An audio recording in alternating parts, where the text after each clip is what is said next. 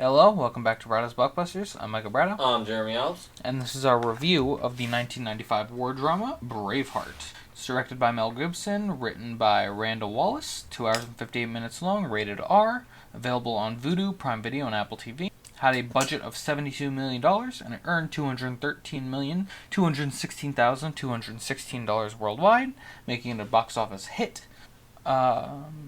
And as usual, I have the scores from Rotten Tomatoes, IMDb, and Metacritic. The Tomato Meter score is a 78%. The user score is 85.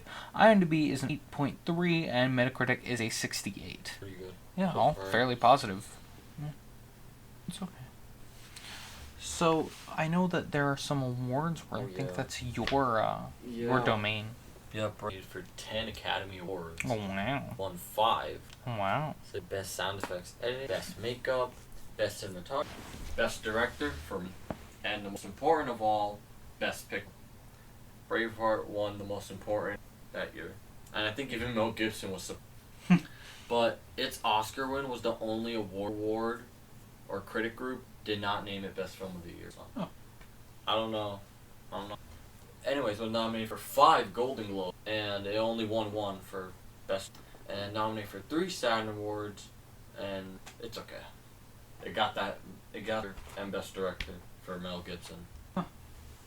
It's pretty. I mean, of course, it's winning an Academy Award.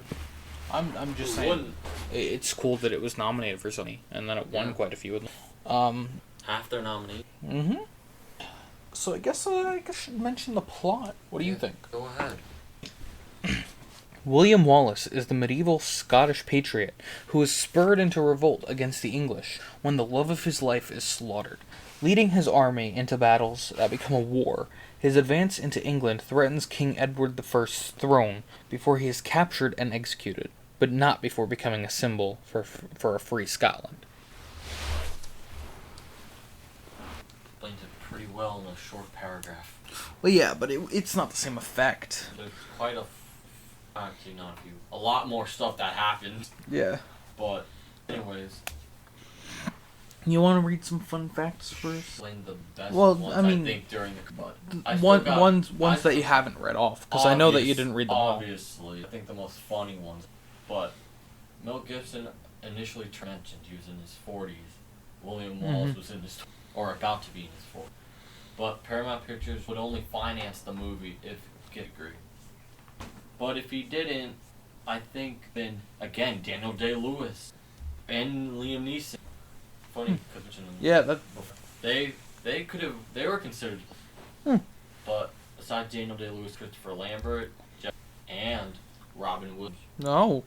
To be considered to play. I know what you're thinking. Imagine Robin Williams. Yeah, I don't know if I could. Like, I know he's a good, serious actor as well as comedic. I don't know. It just wouldn't be the same, I don't think. Mel Gibson's already he's done crazy performances before Braveheart. Oh, I'm not saying. So, of course I can see Mel Gibson. Robin Williams, he's too calm. He's too calm. I don't know. But yeah, weird choice. And actually, I do have a funny one. One of the film's weary extras really mistook one of Mildred on the set for a boy. And he asked him to bring him a cup of tea. And Gibson right there within, and he nodded to his son and whispered, "Go get it." You bring your kids to your home and end up putting them to work. Go get them. But another one was on the set of Ransom, Braveheart, and Apollo 13. Were nominated for Best Picture. And he pulled a prank on Apollo 13 director Ron Howard and producer by giving them an ad that Braveheart was considered for Best Moonshot.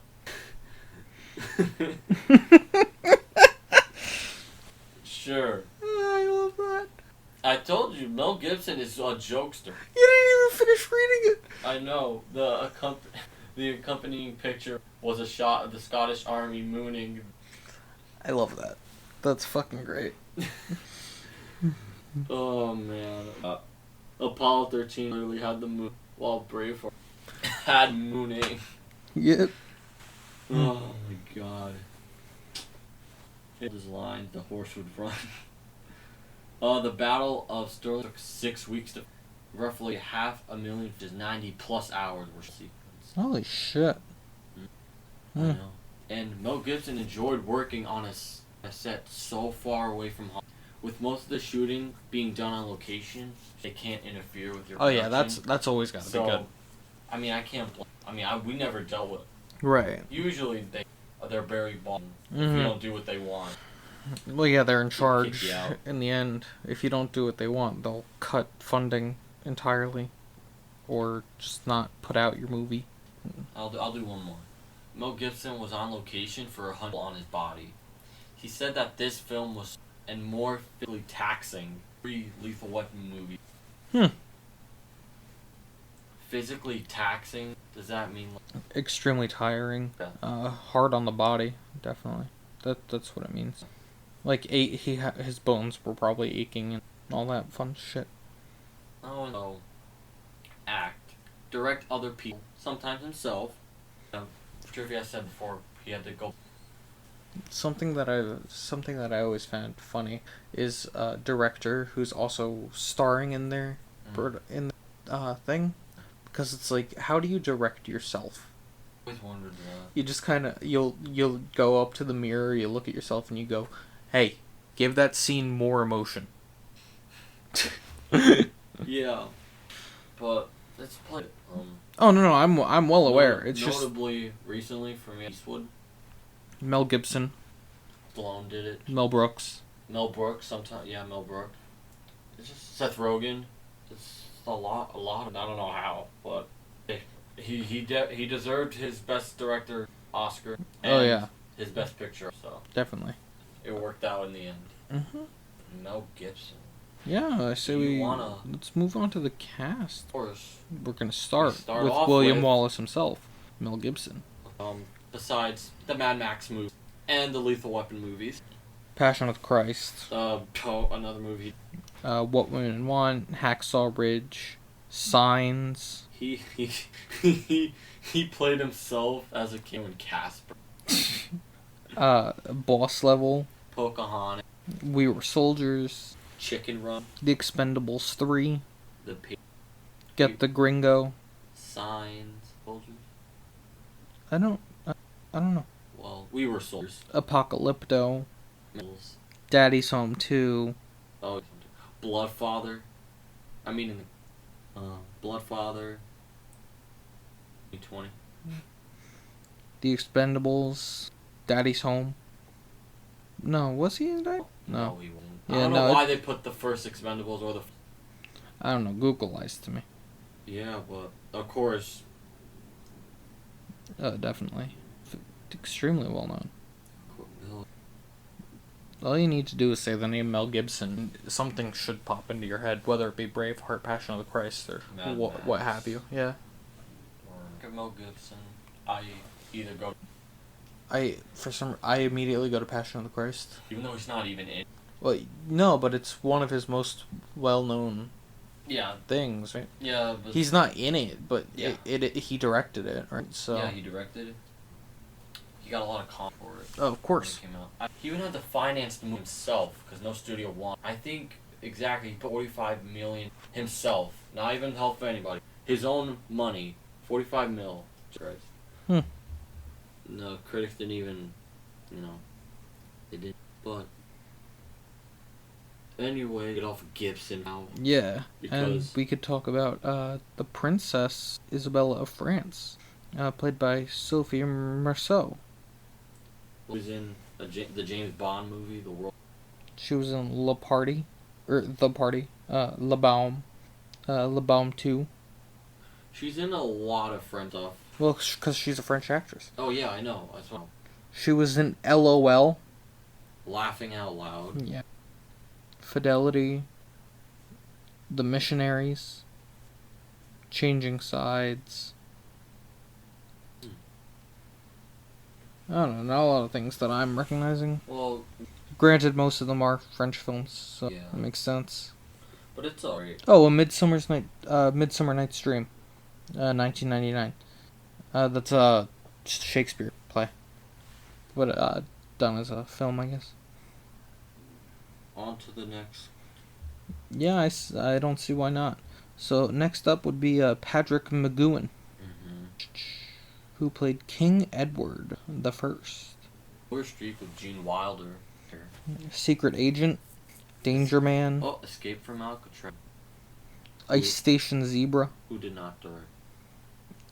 Hell Drivers, Scanners, The 3 Lives of Thomasina, Columbo, Murder with Too Many Notes. Just a little bit. Yeah, again, not recognizing a lot of stuff. However, I'm not like an old film buff. You know what I mean? Yes, he was. From what I'm looking at, he did do a lot in the 50s and to like 2002. Yeah, Treasure Planet. Mm-hmm. But I don't recognize any of it. So. Me neither. I say we can talk about the one who keeps getting asked how it's like to kiss Mel Gibson. Miss Catherine McCormick. Can you blame her? No, but Catherine McCormick, who plays Myrn McClanow. She was Temple, Armadillo, Women on the Verge, 28. Genius, Midnight Man, Oh, that's all. The Sound of Thunder, Spy Game, Loaded, Cordelia, I've been meaning to find it anywhere. A Life and Recipes by Elizabeth David, The Abominable Bride. But again, not a lot of shit I recognize. I'm meaning to see one of her films, but I honestly can't fucking find it. Anyways. Yeah, I say last but not least, we talk about Hamish, played by Brendan Gleeson. Well, he was in Far and Away with Tom Hanks, who Ron Howard also directed that. You know, that fact where he pranked him, the best moonshot. He was also in 28 Days Later. The Guard. Oh no, Catherine 8 Weeks Later. That's the sequel. Oh. Yeah, but I see that. He's in 20. He was in AI Artificial. He was in Goblet of Fire. Oh, he's also in Gangs of New York. My connection from Braveheart to Shrek. So I could have just connected it to him. Mm-hmm. Wow. So another shortcut. He was also in The Village. He was in Green Zone, Paddington 2. Goblet of Fire. I said that. Yeah. The Smurfs 2. Paddington. Oh, I know. I recognize him from Paddington. Oh yeah, that's him. Holy crap! 20 years.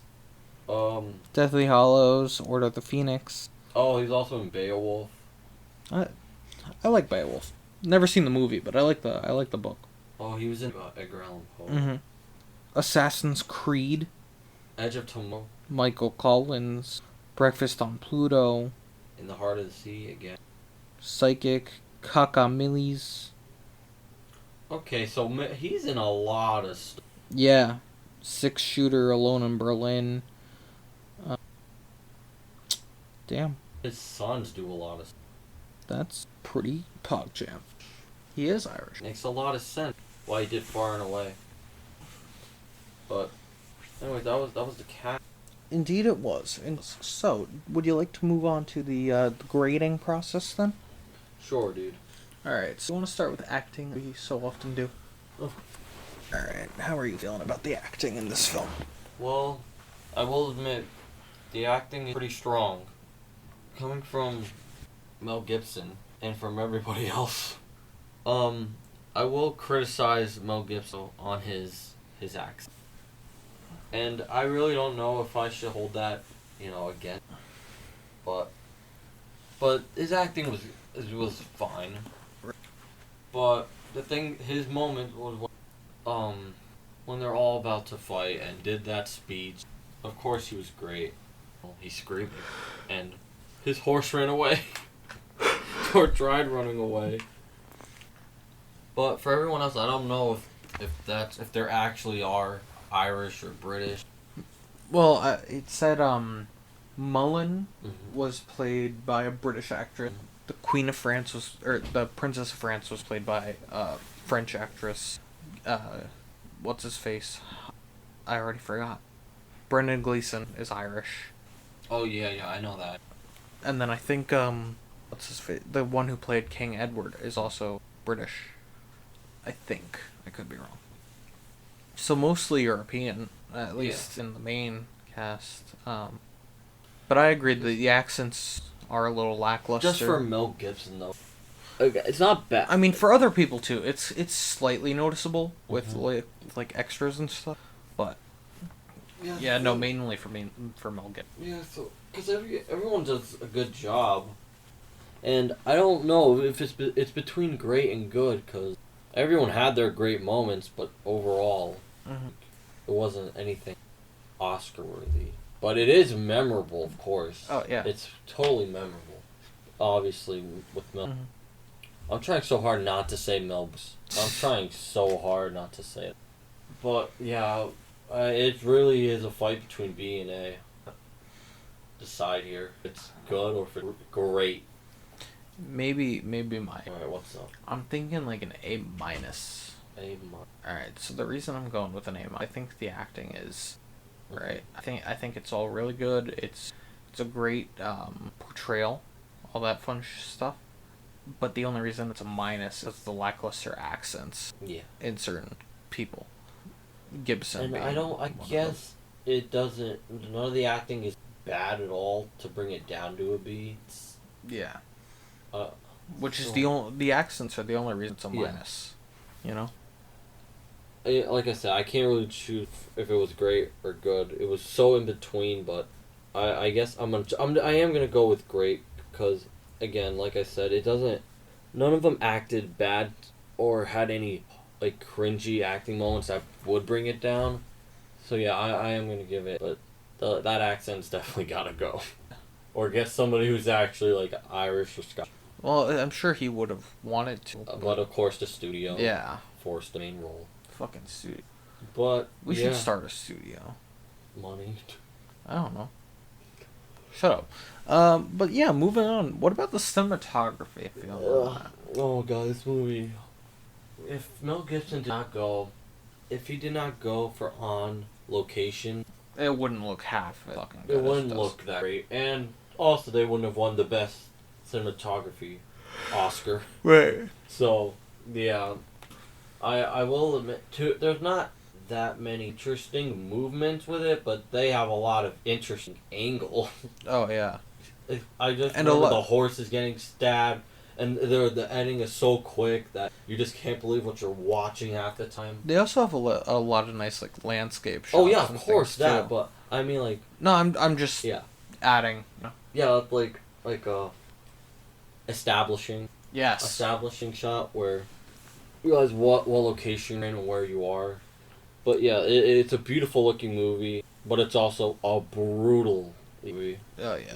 When they go to war. But the brutality. But it looks fuking great. Brutality that has nothing to do with the fact that the screenplay is fucking great. Oh, of course. Know? But so cinematography, I'm giving. So am I. Like what else can you? The cinematography is it's fucking it's beautiful. Yeah. Screenplay. No. I'll start for the screenplay. Oh, you'll start. Okay. Yeah, because I typically say the thing and then you, but no, I'll start with screen. I think the screenplay is really well done. Lackluster at points, whereas you don't 100% of the time know what's going on. I'd say like 97% of the time. 97% no? No, you do know. Oh, okay. Right? Well, I mean, you should always. I don't know, I'm just saying, but some points are like, what are they saying? Yeah. But that also could just be the accents. Like the bad accents. I was just about to say that. Yeah. So, I don't know, I think the screenplay is exceptional. I like the... Cool. I like the trail of the William Wallace story. It's definitely a story that I don't feel I hear talked about enough. Underrated. Yeah. Because you always hear... You don't learn about this in school. You don't. Exactly. That's what I'm saying. Well, maybe in Ireland or Scotland you would. Well, that's their text. That's probably their history books. I'm saying like for us, you hear about like American slave. You hear about American fighting for independence.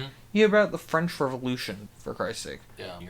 But you don't hear about Scotland's revolution or Ireland's revolution or the raping of Africa and how they fought back, stuff like that. Give it to an American and make it. I really like the idea of covering lesser known things. And that's another thing why I've always loved epic rap battles of history. Yeah. Because so often I will not know who these people are in the rap battles. And so I do my research on who they are, and I get to learn about them and teach myself history for my own leisure. And it pays off because I get to know, like, I get to get more of the jokes and stuff that are in the battles. And I appreciate that. So I like the idea of covering lesser known topics, and I think the screenplay is fucking great for that. And it keeps you on, like, it keeps you focused. It keeps you entertained. And there are those slightly, like, the miniature comedic moments that we kept talking about. Yeah, there's some which is, moment there. I love those. Screenplay wise, I think I'm going with an A. I think it was that. Well, So. I'm right there with you. But the thing I'm giving it, because I didn't mention it, but I also like the blend of how much stuff is in this. You get the war. Yeah, it's not romance. It's not one straight thing. Few moments. It's not one straight thing. You get the action, war and action's kind of two different, but this is more war. Yeah. But again, there's the action and the freaking how violent it is, of how it's filmed. The story again is underrated. It's not talked about a lot, but it's a story about a man fighting for what he wants and what is right. No, not totally rude, but of course the way. Well, of course, it's not original. It's based on a real event.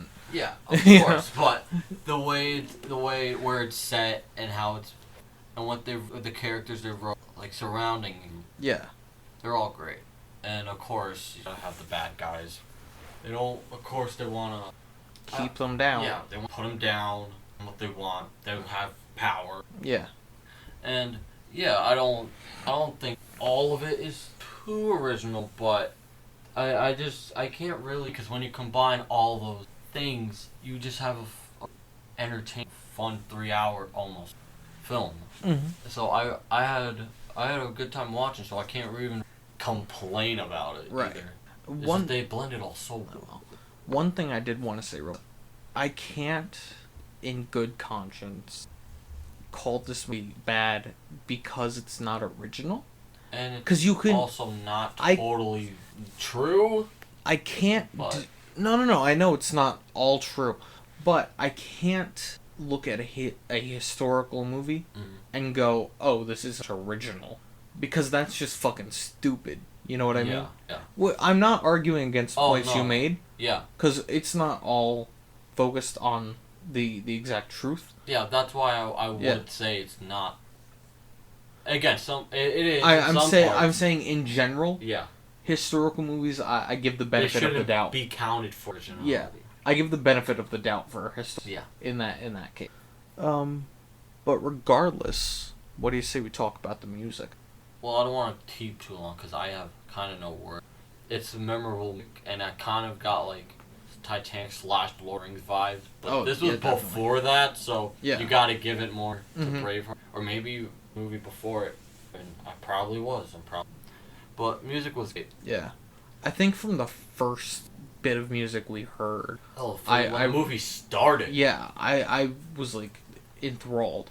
I think the music's extremely well. Is extremely good, and it fits. Fits the plot. Like of course, that's what music do. Well, yeah, no. I'm just saying it fits so well, and I think it's good music. So I'm gonna give music an A. Of course, yeah, me too. By the way. Yeah. Okay. And then I guess lastly we have the little bit of spectacle where we are going to do the costume / makeup. / I also gotta put the blood. It's just the blood. But the costumes and makeup fit into time, and that's the best compliment you can give it. It looked great. It looks like they went back in time.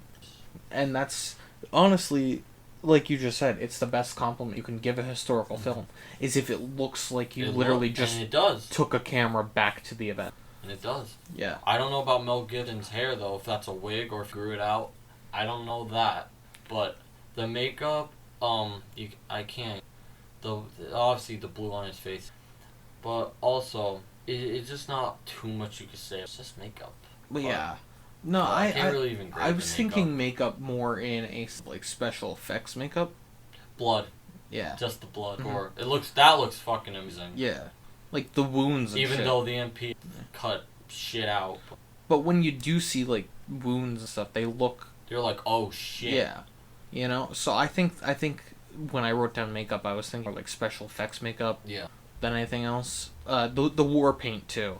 The war paint and special effects makeup. I think that's what I was trying to cover. But regardless, I think it looks fucking great. Like all of it. So there's nothing I can say other than an A for the makeup / costume design. Anything else either. So you're also an A for that? Yeah. And then how are you feeling on an overall grade, my friend? Yeah. This movie, it's an epic. Mm-hmm. And that's what it is. It definitely deserves a say. This is Mel Gibson, probably his crowning achievement, or Hacksaw Ridge if they're a movie. But yeah, this is definitely his best work, and it definitely deserves an A. Now, one thing I do want to say is that while I really liked this movie, it's not something I would revisit often. Not because it's not good, but because it's long, and I don't know. I would usually say the run is a little, but here I was bored by it. No, it seemed to pass really quickly. Mm-hmm. It did. It's a matter of like that's always the worst thing though, is when something is long, but it seems like no time has passed. Yeah. And you have something to do. You know what I mean? Yeah. Like if I put on that movie, and then I had to go somewhere soon, I'd be like, no, I've got the time. But by the time the movie's over, I look at the clock and I'm like, fuck, I'm like 2 hours late. Yeah. Whereas I feel like I only sat there for an hour. That's exaggerating, but you know what I'm trying to say. That's the power a movie has, I guess. Yeah. Regardless, I think the movie is spectacular. And honestly, I think it's the only Mel Gibson movie I've... Really? Yeah. Oh, okay. But you have heard of his other Oh, yeah. works. So, I think regardless of whether I've seen any others or not, I'm going to call this one my favorite. Okay. So that could change if I saw more, but I doubt it. and he has a lot of great plays. Yeah. But But directing wise... So yeah. I don't know. I think that's all I have to input on this review. Yeah. How about you? Kind of all I have to say. Just an unhappy ending. Hero, or I guess quote unquote hero, Yeah. dies tragically. But that's what happens. That's always what happens. Very well acted. Very well shot. Very well shot. It's that classic verbiage. You either die a hero or live long enough to see yourself become a villain. No. So all heroes will die. That's the. However, I think that's a place to edit. So, with that being said, I appreciate you joining us for this review. Make sure to check out the commentary track when it's up if you haven't already. Make sure to like if you liked it, subscribe if you'd like more. We upload new commentary tracks most Fridays, new reviews most Mondays.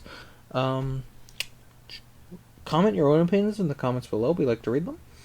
And until next time, this has been Bradow's Blockbusters. I'm Michael Bradow. I'm Jerry. And peace out. Peace.